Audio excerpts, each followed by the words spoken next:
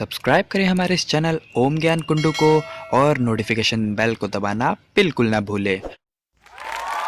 नमस्कार दोस्तों, मैं जय भगवान कुंडू आपके सामने फिर हाजिर हूँ एक नई वीडियो के साथ। दोस्तों, उम्मीद करता हूँ कि आप सभी स्वस्थ होंगे और खुश होंगे। तो दोस्तों, आज हम बात करेंगे 10वीं क्लास सामाजिक विज्ञान की पुस्तक अर्थशास्त्र यानी इकोनॉमिक्स पाठ 2 अर्थव्यवस्था के क्षेत्र यानी सेक्टर ऑफ इकोनॉमी के महत्वपूर्ण नोट्स की आपको जानकारी देंगे जो आपके एग्जाम में काम आएंगे। दोस्तों, इसलिए पूरी वीडियो ज़रूर देखें और हाँ, अपना फीडबैक भी दें ताकि हम अपना और इम्प्रूवमेंट कर सकें। तो सबसे पहले बात करते हैं अर्थशास्त्र का अर्थ। अर्थशास्त्र की परिभाषा को बहुत ही आसान शब्दों में अगर कहें तो धन का अध्ययन या धन का विज्ञान कहा जाता है। अर्थशास्त्र शब्द की उत्पत्ति संस्कृत भाषा से हुई है जो दो शब्दों से बने हैं, अर्थ प्लस शास्त्र। अर्थ का मतलब होता है धन और शास्त्र का मतलब होता है कर्म बुद्ध ज्ञान। इसके अलावा दोस्तों, अर्थशास्त्र सामाजिक विज्ञान की वो शाखा है जिसमें वस्तुओं सेवाओं के उत्पादन के विनियम वितरण एवं उपभोग का अध्ययन हो, उसको अर्थशास्त्र कहते हैं। तो ये थी अर्थशास्त्र की परिभाषा और अब इसके बारे में और बहुत सी आपको जानकारी देंगे, चैप्टर से संबंधित जानकारी। तो सबसे पहले हम शुरुआत करते हैं। दैनिक जीवन की क्रियाएं को दो भागों में बांट सकते हैं, आर्थिक क्रियाएं और गैर आर्थिक क्रियाएं। आर्थिक क्रियाएं जो पैसे के उद्देश्य से, धन कमाने के उद्देश्य से किया गया कार्य है, जैसे मजदूरी, खेती करना, डॉक्टर, व्यापार, दुकान चलाना आदि, ये आर्थिक क्रियाएं। और गैर आर्थिक क्रियाएं जो बगैर किसी धन के उद्देश्य से किया जाए कार्य, जैसे सामाजिक कार्य, धार्मिक कार्य, माता पिता की सेवा, गुरुजन की सेवा आदि। अब आर्थिक क्रियाएं जो चार प्रकार से होती हैं: उत्पादन, उपभोग, निवेश, विनियम और वितरण। इसके अलावा दोस्तों, अब बात करते हैं sector of Indian economy. Sector of Indian economy के देखें तो तीन है, इसके को थोड़ा डिटेल से आपको बता दें तो सबसे पहला है on the basis of natural of economic activity, जो प्राकृतिक है उसके आधार पर तीन भागों में बटा हुआ है: प्राइमरी सेक्टर, सेकेंडरी सेक्टर और टेरिटरी सेक्टर। इसको हिंदी में भी देख सकते हैं। अर्थव्यवस्था के क्षेत्र जो है प्राथमिक, द्वितीय और तृतीय।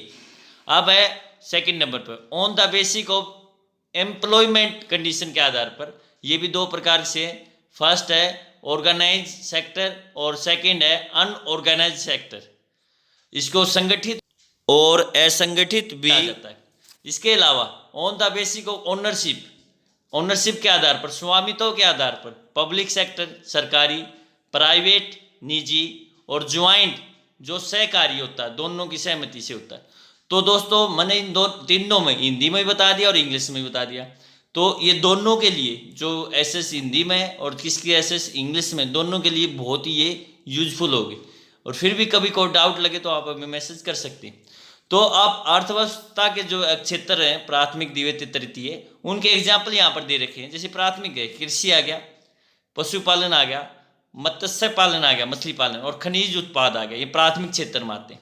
अब द्वितीय की बात करें तो उसमें आ जाएगा बांध काम, जैसे बांध बना रखा है, बिजली आपूर्ति, विनिर्माण उद्योग, फैक्ट्री जैसी होता है, जल आपूर्ति।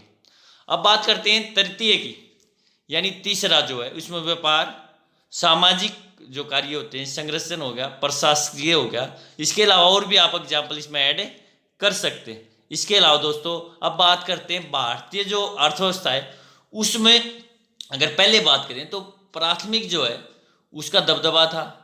अब तृतीय जो सेक्टर है, तृतीय जो क्षेत्र है, उसका ज़्यादा दबदबा है, उसकी ज़्यादा अहमियत है, उसको ज़्यादा फेवर है, उसमें ज़्यादा लोग शामिल हैं। इसके अलावा अब आगे हम देखते हैं तृतीय क्षेत्र का महत्व क्यों इतना ज़्यादा हुआ, उसका विशेष कारण क्या है, इसके मुख्य कारक क्या है। सबसे पहले मूल सेवाएं। किसी भी देश में अनेक सेवाएं, जैसे अस्पताल हो गया, शैक्षणिक संस्थाएं जैसे स्कूल, डाक एवं तार, पुलिस स्टेशन, कचहरी, बीमा, रक्षा, परिवहन, बैंक आदि की आवश्यकता होती है और ये बुनियादी सेवाएं मानी जाती हैं। सरकार इन सेवाओं की पूर्ति के लिए उत्तरदायी रखती है। अब दूसरी बात इसमें क्या, परिवहन और संचरण के विकास का अर्थ, कृषि और औद्योगिक विकास, परिवहन, संचरण, व्यापार आदि सेवाओं के विकास से आगे। अब ये सभी तृतीय क्षेत्र में आते हैं। अधिक आय वाले अधिक आय अधिक सेवाएं। हमारे देश में प्रति आय जो व्यक्ति है वो बढ़ती है और आय स्तर बढ़ने के साथ लोगों की मांग भी बढ़ती है। नई सेवाएं, आधुनिकीकरण और वैश्वीकरण के साथ सूचना और संचार प्रौद्योगिकी पर आधारित कुछ नई सेवाएं महत्वपूर्ण तथा आवश्यक होती है। इसके अलावा दोस्तों साइड में देखें विमुद्रीकरण, हालांकि ये 3rd चैप्टर से संबंधित, लेकिन हम यहाँ पर आपको बता दें और इसको याद रखना है। विमुद्रीकरण क्या है? क्या आर्थिक गतिविधि है कि इसमें सरकार पुरानी मुद्राओं को समाप्त करके नई मुद्रा चालू करती है। इसका उद्देश्य होता है काला धन और जाली नोटों को खत्म करने के लिए विमुद्रीकरण लागू किया जाता है। कब कब हुआ विमुद्रीकरण? 2 बार हुआ है। पहली बार जनवरी 1978 में 1000 के जो नोट थे 5000 के और 10,000 के नोटों का विमुद्रीकरण हुआ था। दूसरी बार 8 नवंबर 2016 में मोदी ने किया था। 500 और 1000 के नोटों को उसी रात 12 बजे से बंद किए जाने की घोषणा की थी। सिक्के जो बंद हुए 1 पैसे, 2 पैसे, 3 पैसे, 5 पैसे, 10 पैसे, 20 पैसे और 25 पैसे मूल्य वर्ग के सिक्के 23 जून 2011 में संचलन से वापस लिए गए। ये वैध मुद्रा नहीं रही। भारतीय रिजर्व बैंक भारत में मुद्रा संबंधी कार्य संभालता है और भारत सरकार इस पर निर्णय लेती है। इसके अलावा दोस्तों अब बात करते हैं संगठित क्षेत्र और असंगठित क्षेत्र की, जो बहुत इंपॉर्टेंट है। संगठित क्षेत्र में सब सिस्टमेटिक होता है और असंगठित क्षेत्र में नहीं होता। तो इसमें बात करते हैं बारी बारी से। ये क्षेत्र सरकार द्वारा पंजीकृत होते हैं, जो संगठित क्षेत्र होते हैं, और असंगठित क्षेत्र ये सरकार द्वारा पंजीकृत नहीं होते। नंबर 2, संगठित क्षेत्र, इसमें सरकारी जो नियम है विनियम उनका पालन किया जाता है, और असंगठित क्षेत्र में इसमें सरकारी नियम विनियमों का पालन नहीं किया जाता। इसके अलावा तीसरी बात करें तो यहाँ रोजगार की अवधि नियमित होती है और असंगठित में इसमें कर्मचारियों को रोजगार सुरक्षा नहीं देता, और यहाँ पर अगर छुट्टी लेते हैं तो उनकी भी तनख्वाह काट ली जाती है। इसके अलावा अगर देखें संगठित क्षेत्र में यहाँ पर रोजगार सुरक्षा लाभ मिलते हैं, जैसे सवेतन छुट्टी दी जाती है, भविष्य निधि होती है, सेवानुदान आदि प्राप्त होता है, लेकिन ऐसा असंगठित क्षेत्र में ऐसा नहीं होता। इसके अलावा 5वां देखें सरकारी संस्थाओं, सरकारी सहायता प्राप्त संस्थाओं तथा बड़ी बड़ी कंपनियों में काम करना इसके उदाहरण है।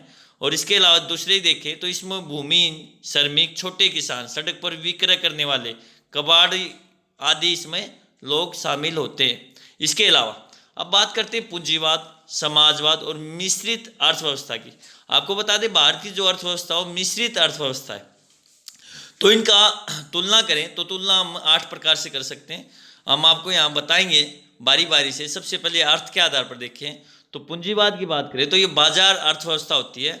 उत्पत्ति के साधनों पर निजी स्वामित्व होता है और इन साधनों का प्रयोग व्यक्तिगत लाभ के लिए किया जाता है। समाजवाद की बात करें तो ये नियोजित अर्थव्यवस्था होती है। उत्पत्ति के जो साधन पर पूर्ण समाज का स्वामित्व होता है और उसका संचालन एक केंद्रीय संस्था करती है। इसके अलावा मिश्रित अर्थव्यवस्था जो भारत की है, इस पर उत्पत्ति के साधनों पर निजी और राज्य दोनों का स्वामित्व होता है। अब व्यक्तिगत स्वतंत्रता के आधार पर देखें तो पूंजीवाद में पूर्ण रूप से व्यक्तिगत स्वतंत्रता होती है, समाजवाद में व्यक्तिगत स्वतंत्रता नहीं होती और मिश्रित अर्थव्यवस्था में व्यक्तिगत स्वतंत्रता को महत्व है, परंतु स्वतंत्रता का सीमित आकार है। अब केंद्रीय जो नियोजन देखें तो पूंजीवाद में केंद्रीय नियोजन नहीं है, समाजवाद में केंद्रीय नियोजन पूर्ण रूप से इसमें प्रेजेंट है, उपस्थित है, और मिश्रित अर्थव्यवस्था में देखें केंद्रीय नियोजन पूर्ण रूप से नहीं है। अब बात करते हैं प्रतियोगिता की। पूंजीवाद में जो स्वतंत्रता है वो प्रतियोगिता की उपस्थिति है इसमें।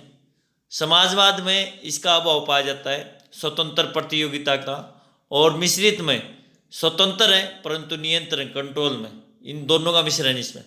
अब है संचालन। पूंजीवाद स्वयं संचालित आर्थिक प्रणाली है, समाजवाद आर्थिक प्रणाली स्वयंचालित नहीं है, और मिश्रित पूर्ण रूप से स्वचालित नहीं है।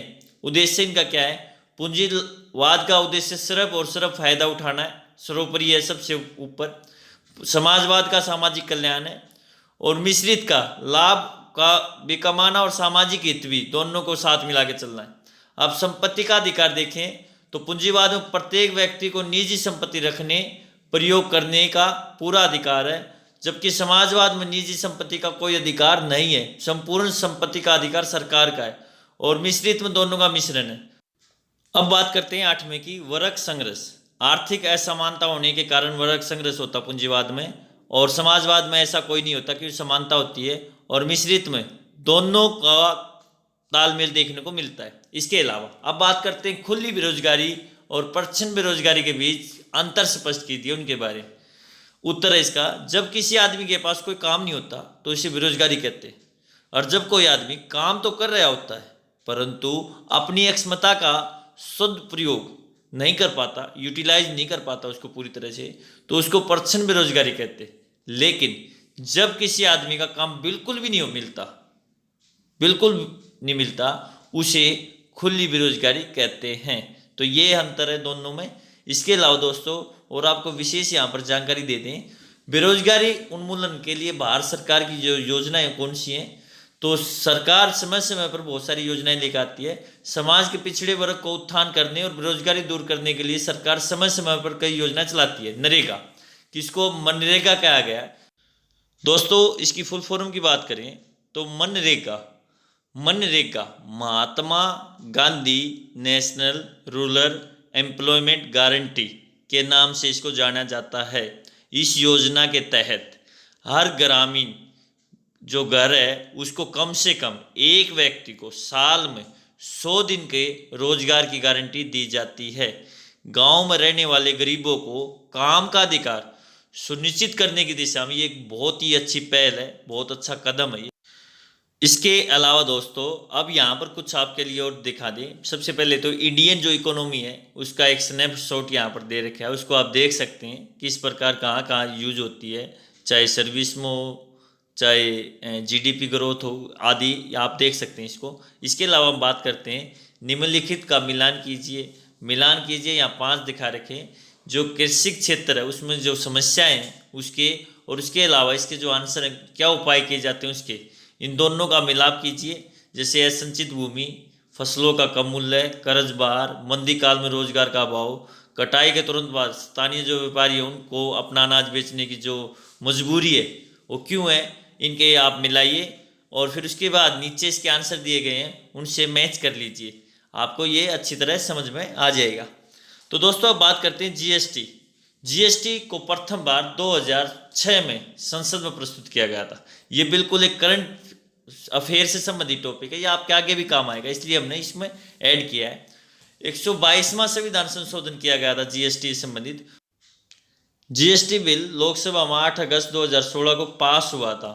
आंशिक संशोधन के बाद इसको राज्यसभा में प्रस्तुत किया गया था और राज्यसभा में पहले पास हुआ 3 अगस्त 2016 को 203 मतों के साथ राज्यसभा में बिल पारित किया गया। जीएसटी केंद्र और राज्यों द्वारा लगाए गए 20 से अधिक जो अप्रत्यक्ष जो कर थे उनकी जगह एक कर लगा दिया जिसको जीएसटी कहते हैं। और आपको बता दें दुनिया के लगभग 160 देशों में जीएसटी जो है उसकी व्यवस्था की गई है। तो ये अपडेट जानकारी है, इसको भी ध्यानपूर्वक देखें। इसके अलावा दोस्तों रिक्त स्थानों की पूर्ति कीजिए, इसमें कुछ स्थान दिए गए जैसे सेवा क्षेत्र के रोजगार में उत्पादन के समान अनुपात में वृद्धि, आंसर है इसका नहीं हुई है। इसके अलावा दूसरी बात करें खाली स्थान क्षेत्र के श्रमिक वस्तुओं का उत्पादन नहीं करते तो तृतीय। तीसरी बात करें क्षेत्र के अधिकांश श्रमिकों को रोजगार सुरक्षा प्रदान होती है, किस में सुरक्षा, संगठित में। इसके अलावा भारत में खाली स्थान संख्या में श्रमिक असंगठित क्षेत्र में काम करते हैं तो बड़ी संख्या में। इसके अलावा कपास एक खाली स्थान उत्पाद है और कपड़ा एक खाली स्थान है। तो कपास एक क्या है, प्राकृतिक उत्पाद है और कपड़ा एक विनिर्मित उत्पाद है। इसके अलावा छठे की बात करते हैं, प्राथमिक, द्वितीयक और तृतीय क्षेत्र की गतिविधियां क्या हैं, ये आपस में एक दूसरे पर निर्भर रहती हैं। दोस्तों यहाँ पर कुछ चीज़ ऐसी बताई हैं जो आप तो 10th क्लास में तो काम आएंगी, आने वाले आपके कंपटीशन एग्जाम में भी आपके लिए यूजफुल होंगी। तो अब बात करते हैं फैक्ट अबाउट इंडियन इकोनॉमी की। तो India as a mix economy, जैसे मैं पहले बता चुका हूँ, और हाफ ऑफ द वर्कर्स जो हैं खेती बाड़ी से जुड़े हुए आते। और इसके अलावा जो इंडियन मिक्स मिडिल क्लास है वो बिगेस्ट है, कहाँ से, यूएसए से मिडिल क्लास से। इसके अलावा और भी आप यहाँ देख सकते हैं। तो दोस्तों आज के लिए इतना ही, हम जल्द हाजिर होंगे एक नई वीडियो के साथ। तब तक आप यूं ही अपना फीडबैक दें, किसी प्रकार का कोई क्वेश्चन है, कोई डाउट है तो हमें ज़रूर सेंड करें। और हाँ, पूरी वीडियो देखने के लिए आपका बहुत बहुत धन्यवाद। नमस्कार, जय हिंद, जय भारत, जय हरियाणा, जय